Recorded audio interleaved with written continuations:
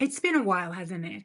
So basically, I took a break in podcasting for about 6 months. And the reason for that was that in the summer of 2025, in July, I was diagnosed with MS. MS is multiple sclerosis. Not to worry, I'm okay. I'm doing okay. I think the biggest problem for me with this illness is that my legs are a little bit wobbly. Especially my right leg gets very tired, sometimes very heavy, or other times it feels like spaghetti, to the point where I'm not able to run anymore. And walking fast will make me quite exhausted. And I guess I needed the 6 months after that, like the second half of 2025, just to sort of figure out all of this for myself. And I was quite exhausted every day from the cognitive overflow. So I started to work on like half a day. And then during the Christmas break, I took, a little bit over 2 weeks off and complete like social media fasting. Well, I'm not going to say complete because I did not succeed with it completely, but I would say like 97%.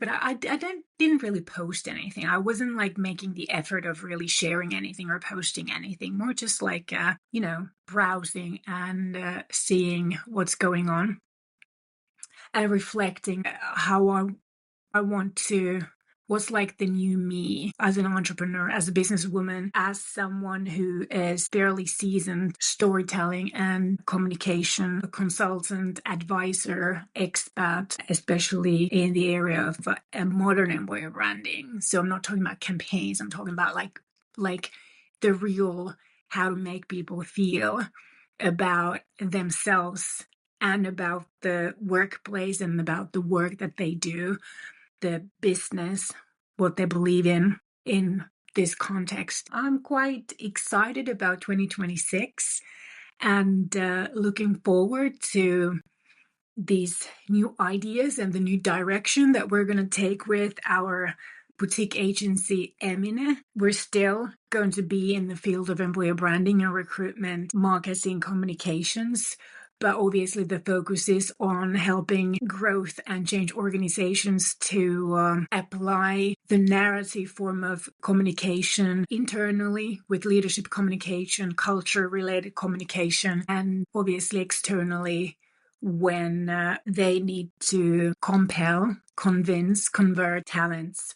And to be honest, I'm quite excited about this because the entire focus on 2026 for me is going to be on how AI will influence and impact businesses beyond tools and technology, because it's so much more. Those who are as seasoned as I am remember the financial crisis and how from about 2009 and 10, businesses started to digitalize their offerings, the way they work, the way they sell, the way they communicate, with the fast introduction and sort of the how social media just scaled globally. Those who were not in the work life already during this time, or yet, should I say, yet during this time, are not able to really reflect on that. But I just want to let you know that I see AI, the artificial intelligence, kind of like a digitalisation 2.0 from the perspective of how it's going to impact businesses beyond tools and technology. So that is my focus in this podcast and with my communication, with my personal branding in 2026. I want to help you to sort of think and reflect and understand and consider what AI means to you, the business that you lead, or the business division or the team that you lead, beyond, as said, just being a tool and technology. And I think that this is really important for you also from the perspective of who you are professionally and what are your professional plans and aspirations in 2026 and beyond. Because I know for a fact, comparing to the whole era of digitalization, which was more than a decade, and I was an entrepreneur during all that time. And I saw so many organizations, a tiny amount of organizations who were excited about the change and the opportunities and the potential for their business, their presence, and for their position on their markets. Then there was the majority that were following and implementing slowly. And then there were the other minority of organizations that were so scared of this change and this demand for digitalization that they literally put the brakes on as long as they could, until literally either the business died or they were forced against their own will and comfort to just get on with it. What I learned from digitalization in terms of the talent market, and regardless of whether we're newbies in the work life or seasoned, was that even though certain roles will disappear, work itself doesn't disappear. And how you and I can influence our own positions in the work life as professionals is to delve into what kind of skills does this new AI era require from us? How can we explore?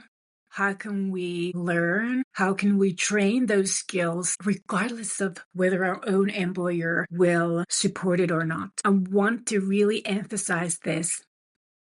Regardless of where you work, what you do right now, focus on taking charge of your professional development, exploring AI, what this AI era means for you professionally, not limited to where you work right now or the role that where you are right now.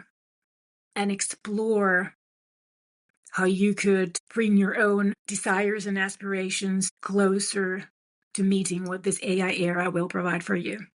And none of us knows what 2027 looks like or 2028 looks like. Back in the days with the digitalization, it was the same thing. I mean, we literally had no clue what the operating environment was going to look like a year from wherever we were thinking about it. It was only closer towards the end of that decade that we understood, like, okay, this is how it's going to be. This season, this era will be faster than a decade. It's going to force us believe in ourselves to be able to change and explore the opportunities and take charge of ourselves beyond or regardless of where we work right now, who our employer is, and whether our current workplace will provide us support in learning about the new opportunities. And that's what I'm going to be focusing on 2026. I'm so excited about this. And I don't have all the answers either, because I am also exploring and learning and wanting to go beyond it. But what I know from the expertise of myself, which is impactful communication, applying the sciences of storytelling and persuasive communication, is that in every single business, in every single role, whether you are the CEO or whether you sit in the board, whether you are a business division leader or a marketing leader or HR leader, sales leader, or a team leader, what you need to really focus on during this year is learn how to communicate in the most impactful way for you. Because the people who look up to you, who you are responsible for, they are scared, they are frightened, they are unsure, they expect you to guide them. And I'm going to connect these two in this podcast this year. So, inviting you to my journey in the discovery of AI beyond tools and technology, and sharing with you how I plan in my agency to support our clients with these sciences, these communication sciences that are very impactful. And I don't know whether this will change our business. I'm open to it. We're open to it. But it's exciting, and I'm welcoming you to this era.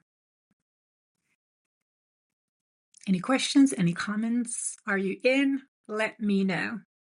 Thank you for taking me back after such a long break. I want to respond to questions, audience questions and comments and stuff this year. I don't want to have this monologue with the camera. I want to know who's there. I want to be able to answer your questions and discover about the topics that you're concerned about. And I hope that you will feel free to DM me on LinkedIn or on Instagram, or comment on these videos or audios on Spotify and YouTube, and ask me questions that we could together explore in this podcast and the new season of Story Driven Business Podcast with me, Susanna Rantanen. Bye-bye.